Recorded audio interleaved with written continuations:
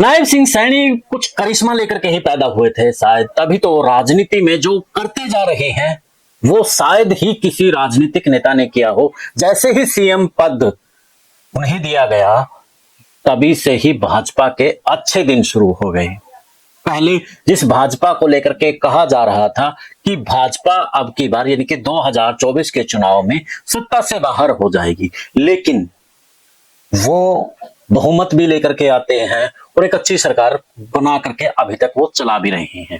यानी कि अक्टूबर में सरकार बनी थी और अब मार्च चल रहा है, तो इस बीच अब तक का जो सीएम सबसे बेस्ट सीएम कहा जाए तो गलत नहीं होगा। आगे क्या होगा वो वक्त बताएगा, लेकिन हाल फिलहाल तक देखा जाए तो नायब सिंह सैनी फुट जैसे मानो एकदम से जैसे विराट कोहली खेलते हैं उसी तरीके से वो खेलते नजर आ रहे हैं। मनोहर लाल खट्टर का राज देखिए, अब 2019 के चुनाव में हर कोई कह रहा था कि बीजेपी की सरकार आएगी, और जहां बीजेपी ने 75 पार का नारा दिया था, यानी कि तब एक लहर भी थी। लेकिन 2024 के चुनाव में ना तो लहर थी, क्योंकि उससे पहले लोकसभा के चुनाव हुए। लोकसभा के चुनाव में 5 सीटें लोकसभा में भाजपा गवा चुकी थी और 5 सीटें कांग्रेस यहाँ पर जीत चुकी थी, और कांग्रेस का जो कॉन्फिडेंस लेवल था वो काफी ऊपर था।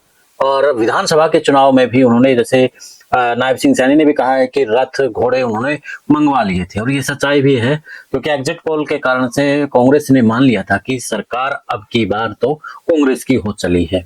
लेकिन नायब सिंह सैनी जैसे ही सीएम बने, उन्होंने अपने सीएम हाउस के दरवाजे हर किसी के लिए खोल दिए। हर फरियादी को अपनी बात पहुंचाने के लिए सीएम का द्वार याद आने लगा। यानी कि रात भर, चाहे 2 बज रहे हैं चाहे 3 बजे हुए हैं, देर रात तक भी सीएम नायब सैनी जनता की फरियाद सुनते थे और तुरंत अधिकारियों को भी कहीं ना कहीं वो सोने नहीं देते थे और उनकी समस्याओं का हल करवाया जाता था।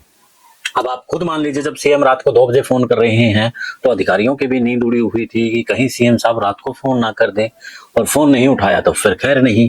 जैसे ही सीएम बने, जिन अधिकारियों ने शायद ना फोन उठाया हो, तो पहली स्टेटमेंट जो नायब सिंह सैनी की थी वो यही थी कि अधिकारियों को बख्शा नहीं जाएगा, और वही हुआ। और जैसे मैंने पहले कहा है कि नायब सिंह सैनी ने जो करिश्मा दिखाया, बहुमत के साथ में सत्ता में आया। फिर जैसे जैसे आगे समय बढ़ता गया, अब मेयर के चुनाव हुए, और मेयर के चुनाव में भी उन्होंने जैसे मानो अपना रणनीति मानिए, उनकी कार्यशैली मानिए, चेहरा का प्रभाव मानिए, यानी कि ऐसा सीएम जो देर रात तक सुनता है, लोगों का हजूम दिखता है, वहां पर खड़ा होकर के उनसे बात करता है, एक चेहरे में उनके एक कुछ ये मानिए कि गुड गिफ्ट है कि चेहरा हंसता हुआ, खिलखिलाता हुआ, जब भी फरियादी कोई जाता है, कोई मिलता है तो उसका दीवाना बन करके आता है।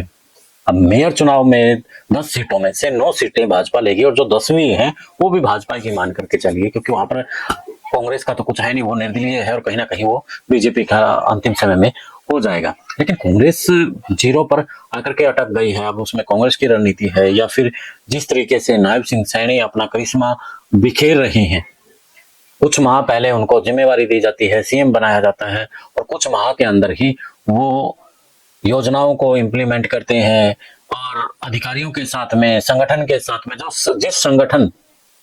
संगठन एक प्रकार से बिल्कुल सुस्त हालत में था, जिस संगठन की कोई हरियाणा में पूछ नहीं थी, उस संगठन को एकदम से एक्टिव करके नायब सिंह सैनी ने अपनी तरफ करके, और विधानसभा में भी खेला और अब मेयर चुनाव में भी खेला। तो नायब सिंह सैनी की जिस तरीके से परफॉर्मेंस है इस वक्त, वो कहीं ना कहीं आगे बीजेपी के और अच्छे दिन ला सकती है। तो इस मसले पर आप क्या कहते हैं? आप भी अपनी राय जरूर दीजिए। देश और प्रदेश की खबरों के लिए देखते रहिए विश्व प्रेम न्यूज। जय हिंद, जय भारत।